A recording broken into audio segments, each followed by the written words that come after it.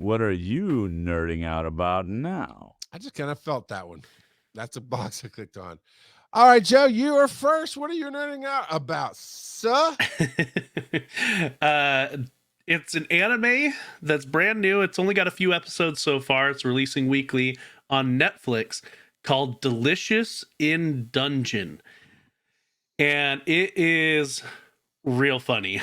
So the main character, he has always wondered what different monsters taste like. So they're on a mission to try to make delicious things using the monsters that they find in the dungeons. So like they run into a creature that's half chicken and half snake, and so they catch it, kill it, get its eggs, make like fried chicken or something like that. Like they do all kinds of wacky things, but it is hilarious. And I told my wife that because she was like, "What should I watch tonight?" And I was like, "Give this a try. I'm really liking it. It's only, like I said, only a few episodes have released so far, so we'll see where it goes. But yeah, I'm really digging it." It sounds weird, but interesting. So as far as weird goes, this is nothing. Like last season, there was an anime where a person died and got turned into a vending machine. And I was like, that sounds real dumb. Let me try it. Okay. I get that. I don't do that with anime, but any kind of action type show. There's a show on Netflix right now called Obliterated, I think is what it's called. And I like the actors in it, but they're always these kind of sci-fi channel type actors, and it's just kind of over the top. This CIA type team, it's unknown letters, right? But it's like, oh, this person is the government right person, and they're overseeing the team, and this is the showboat guy who always gets it done. This is the sniper who never misses, and it's these tropes. And the first episode is really done in the previews where they find the nuke and they save the day, and they're in Vegas because Vegas was going to get blown up, right? So they save the day. So they take the mission funding, the rest of it, and party in Vegas. And while they're getting high and drunk and everything else you can think of, and this is not a show for you, Joe, but when they do all that, then the bad guy's like, that was a fake bomb. And now hilarity ensues because they have to. They're taking like cocaine and Molly and stuff that you just don't sober up from. While they're right? tripping, they need to go find the real bomb. Yes. And it actually is not great, but it actually does have some fun. So yes, that whole was said because it went, that looks stupid. I'll try it. Well, I mean, that's like Napoleon Dynamite, Hot Rod. Like there's some movies or shows that I'm like, you have to be like super tired or otherwise impaired, and then they're just hilarious. Or just want dumb fun. I love the Expendables. Expendables 4 was like a indie film budget. I mean, it was not great, but I love it because it's just dumb action fun.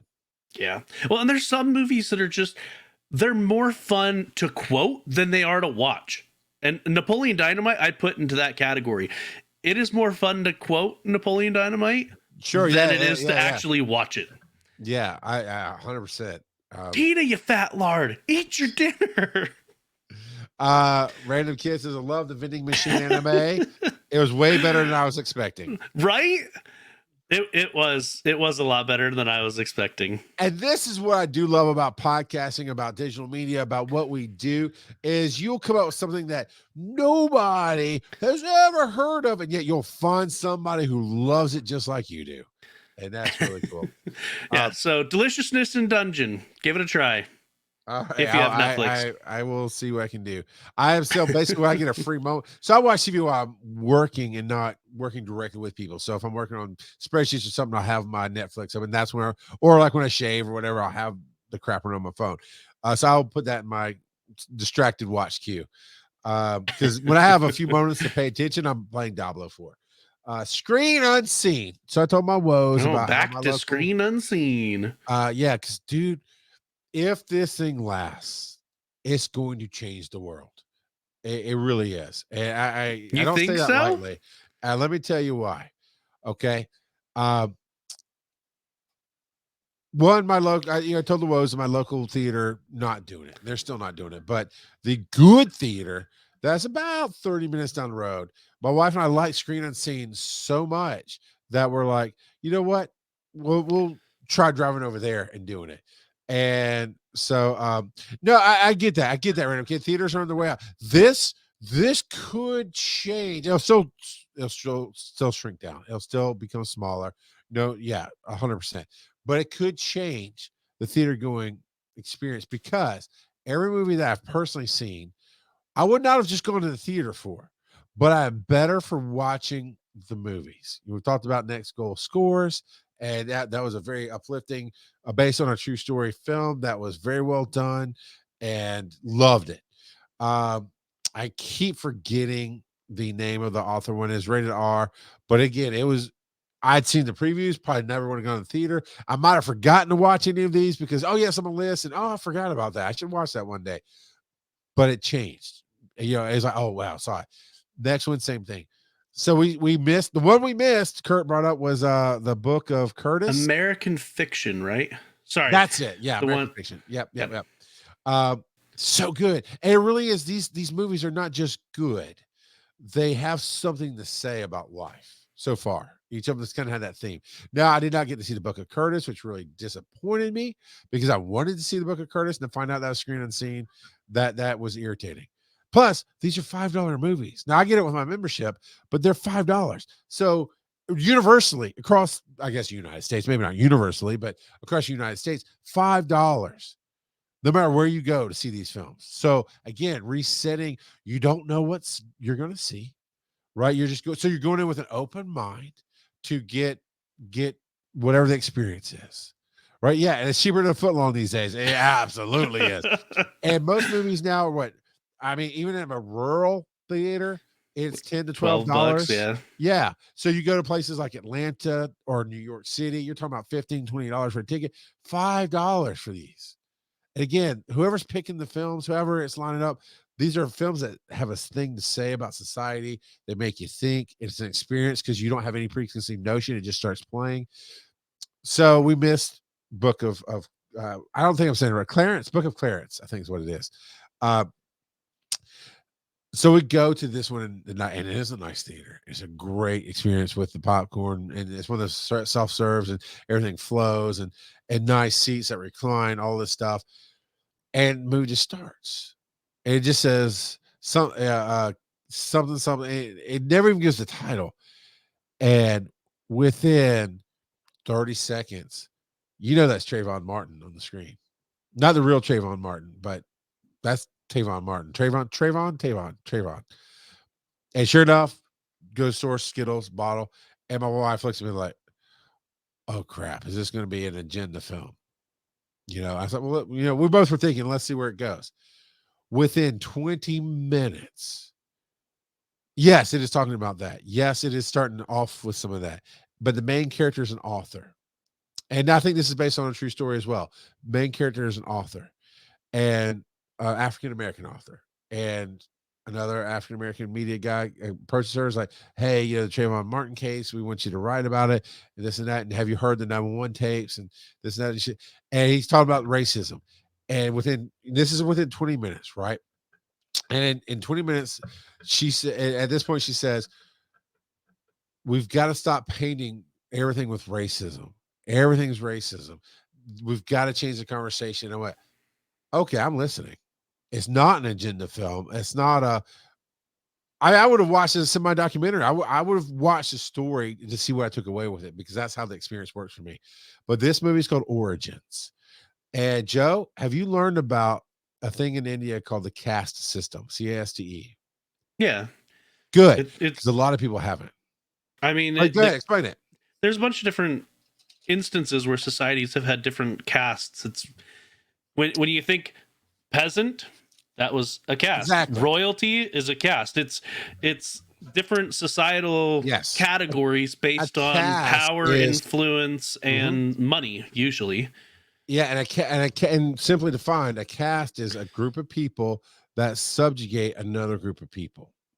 And her whole point in that first speech was about, you know, everybody in India is brown. They're the same color brown. And yet there are, the way they say it and the way it's written are two different things. But there's the lowest caste in India that literally they're the untouchables. Even today, they are the untouchables. They're the lowest in the caste. Their job is to go and clean out the waste systems by hand. Period. And she's like, well, so it can't be, if they're all the same race, it can't be racism. And I'm listening. And it really then becomes this. It was about her writing the book called Origins, and about caste systems and how they really permeate everything in human history, and how basically the caste system is always kind of coming out in everything that we do. And it really just got me thinking. And they take different conversations and different tactics, and it's one of those things you can walk away from pieces of it. I mean, you take away pieces, go, okay, I agree with that. I'm not sure what to think about this. It was never preachy, in my opinion. It presented a bunch of different angles of things, and it was very thought provoking and very interesting. And talking about, from my angle, where I've worked in public safety for or almost 30 years now. I've worked in public safety with police, around police, fire, EMS.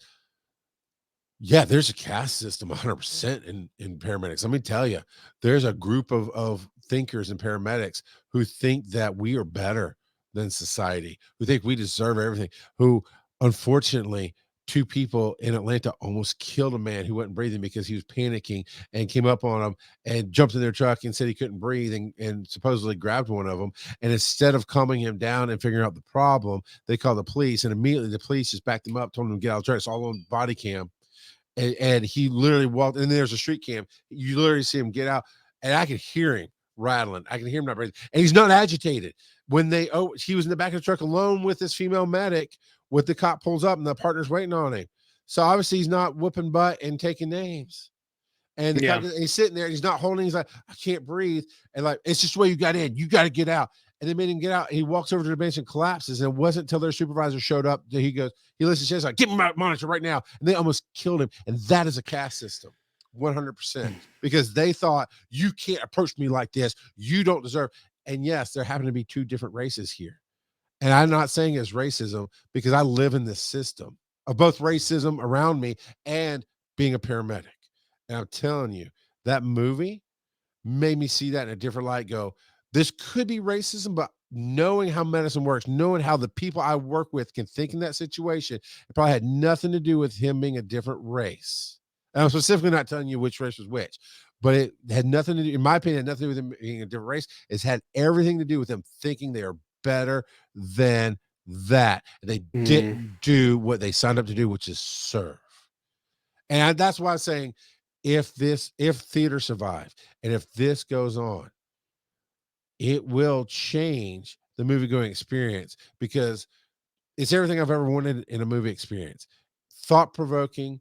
So far, I haven't seen a bad movie. I'm sure there will be one, but thought provoking, things I wouldn't have seen that I'm very happy that I saw, things that I can take away and learn from. $5, and you just have no preconceived notions. And on top of that, Joe, they are warning me. There's 2 horror films coming. You know how I know there's 2 horror films coming? They called it Scream Unseen.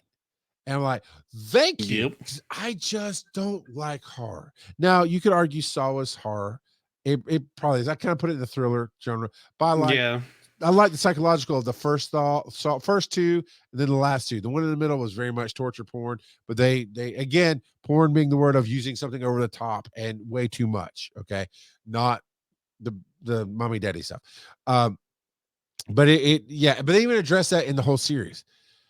But I just won't do standard. Now, I know you like some horror. I know our friend Bob likes some horror. I know our friend Travis likes some horror, but I'm not going to go see it. And I say, thank you. That's all I needed. That's all I needed, was that little thing to say, hey, you might not want to come to this. And of course, as Joe, you pointed out the first time, they show you the rating. So I know you'd be like, oh, that's rated R. I'm not going to try that one. Oh, but PG-13, maybe I'll roll the dice and try that one. So that's my take on Screen Unseen. Right there. Okay. This is a good question. I wonder if Charles like Attack on Titan. I don't know because I've seen some of the clips and some of the way it's drawn. It just makes me go, I don't know with the Titans. I've seen it. It's one that either you like it or you hate it. And that might change season by season, to be honest, which category you fall in. So for those that haven't seen Attack on Titan, it's in season 1, it shows them in this city with huge walls, and outside the city are giants who want to eat the people inside the walls. Yeah, I kind of got that. And so which I totally side with that. I'm a giant who wants to eat people too sometimes. I get it. But it can be very graphic at different times. So, yeah. So it is definitely not for everybody. Not even close. And it is not family friendly. Yeah.